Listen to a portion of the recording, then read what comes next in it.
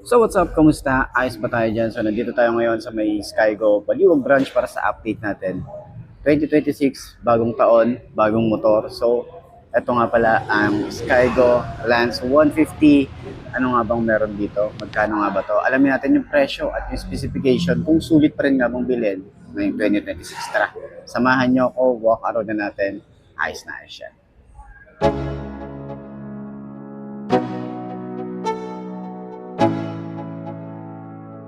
Let's go. Yeah. I'm like an addict, do I gotta have it. I ain't even playing, got a really bad habit. If it moves, gotta grab it. Fuse like a magnet, lose, won't have it till I'm doomed in a casket.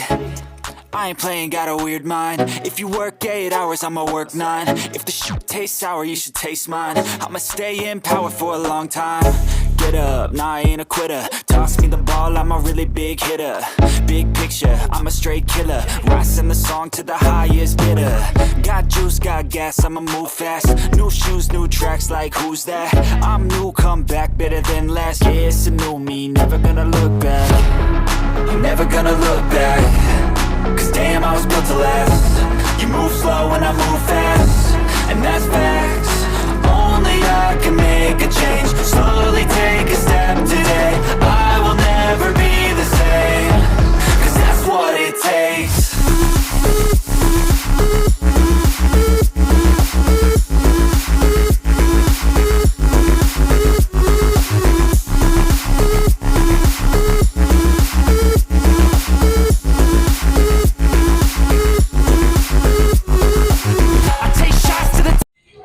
So ayun nga mga best, no? Ngayong 2026, available pa rin nga po itong Lance 150 at meron silang mga ibang kulay pa nito. Nandito sa harap nyo yung kulay white and gold lining. Okay, pero meron silang kulay black and kulay gold lining. Tama ba ako? Tama.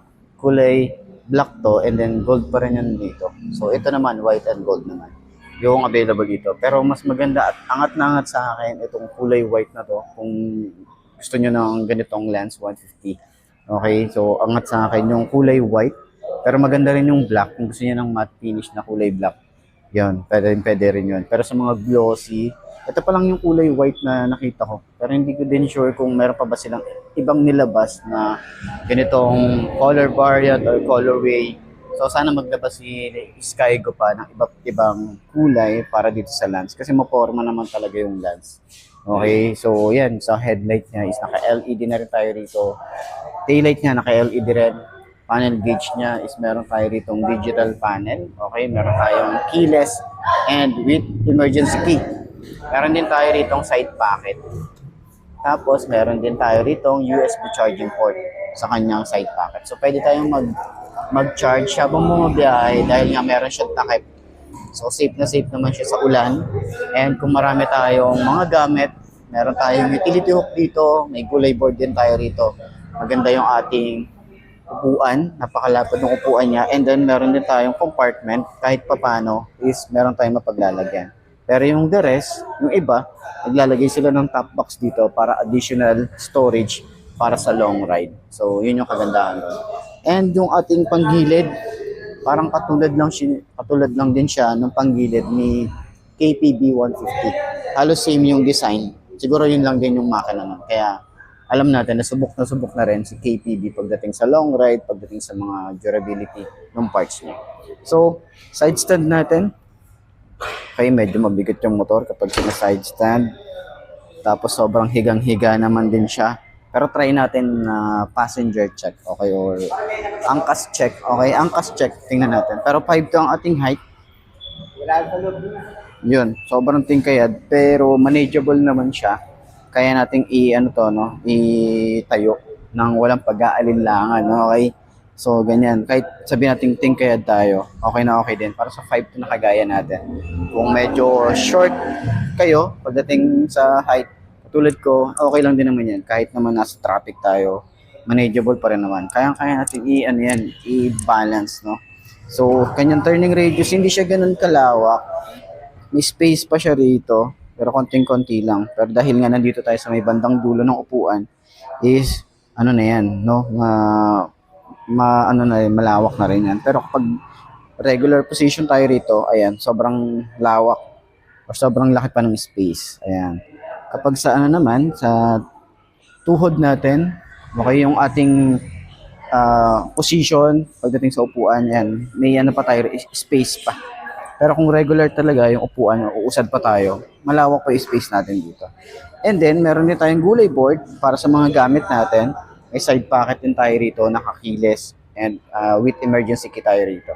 So, naka-panel gauge na digital, and then maporma kasi may kulay gold din tayo rito na lining. Ayan. So, yung upuan, yan, malambot yung upuan, maganda sa long ride, pati yung check natin yung OBR.